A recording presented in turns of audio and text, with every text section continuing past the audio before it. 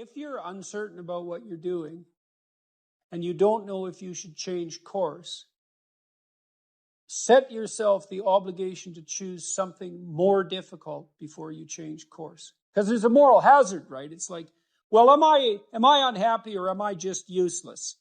It's like, well, a little of column A and a little of column B. Well, how do I fortify myself against my uselessness? I don't allow myself to switch course unless the challenge increases. And that works, it's a check against your own laziness and inertia and envy and resentment. Because then too, you can say to yourself, well, I moved from there. I didn't fail. I didn't quit. I chose something more difficult. And so I can have some faith in my choice. Maybe I can have some faith in my choice because you accepted a bigger challenge. Whitehead said, the reason we think is so that we can let our thoughts die instead of us. So imagine you have a stupid idea, which is highly probable, right? Just imagine. You might have 50 of them a day. Many. So then you think, well, let's go act out that stupid idea, which is what you do if you're an impulsive. And so you act out the stupid idea and you get just walloped by the world and maybe you die. Well, so what's an alternative? Well, why don't you throw your stupid idea out on the table to a bunch of other people and say, well, I have this idea and I'm kind of thinking about acting it out. Is it stupid? And maybe you're prideful about your idea because, you're attracted by it and you thought it up, whatever that means. And so now you're glued to it. Plus it tiles something for you. So you're invested in it and you don't want it to be a stupid idea. But then fine. Do you want to die or do you want let your idea die? And so a lot of what we do in dialogue is kill stupid ideas. Mm-hmm. And we do that so we don't act them out. And we don't want to act them out because then we die. And this even works biologically. So the part of your brain that generates thought grew out of the part of your brain that you use to voluntarily control your actions. So you could say a thought is a potential action. People think a thought is a representation of the world. It's like, yeah, not fundamentally. Fundamentally, a thought is a potential action.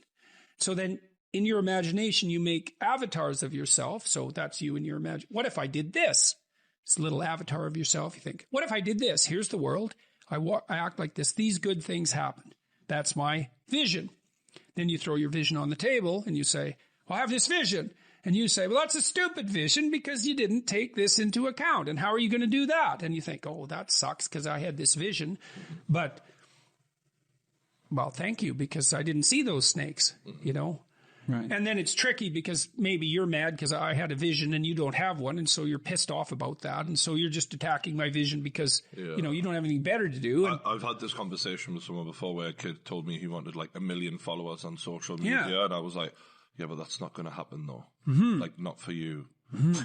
Right. Because I knew, because I had the experience, and then I had that moment where they basically freaked out right in front of me. You shatter a dream, Absolutely. Yeah. Well, so a dream is a tile of the future. Mm-hmm. So you say, what's the future? Well, you don't know. Well, here's a vision. So it's a tile. Mm-hmm. And then it covers the future. And it also covers it in a pleasing way. Yeah. And then you come along and say, it's a little low res. Well, you could say to someone who wants that, are you sure you want 1 million followers? Because people say, I'd be happy if I had $400 million. It's like, you think you could handle that responsibility, do you? Like you're so sure of that all of a sudden you'd have all this money dumped on you can't even control your household budget. Mm-hmm. You live from paycheck to paycheck.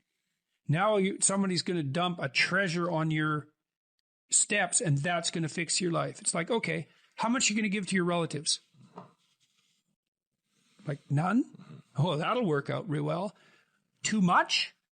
So then you're going to take away their responsibility from them, are you? Mm-hmm. And you're going to get that balance exactly right. And then what are you going to do with that money? Because as soon as you got the money, the parasites are going to come in and take your money. Well, the average family fortune lasts 3 generations. Mm-hmm. That's all. There's a mythological trope that's very useful in understanding this. I presume that most of the people watching and listening have watched The Lion King. The Lion King has a very solid narrative structure. It's a very smart movie, like many of the Disney movies. And people criticize me because I'm so interested in Disney movies, but I'm interested in anything that many, many, many, many people watch for a long time because, well, what's going on there? Why is that so attractive? And often a movie's attractive because it gets the story right and the characters right, whatever that means. Well, The Lion King was a very, very successful animated movie, one of the most successful movies of all time. Can I just, yes. For those who can't remember, everything the light touches is our kingdom. Right, I can tell you exactly what that means. That's a brilliant line. And that's also, and notice I used the word brilliant, and brilliant is associated with the idea of the light. Okay, so now, when the light touches something and you see it, then you establish a relationship with the thing that you see, because now you start to understand it. And the more lit up something is, the more you can understand it and explore it.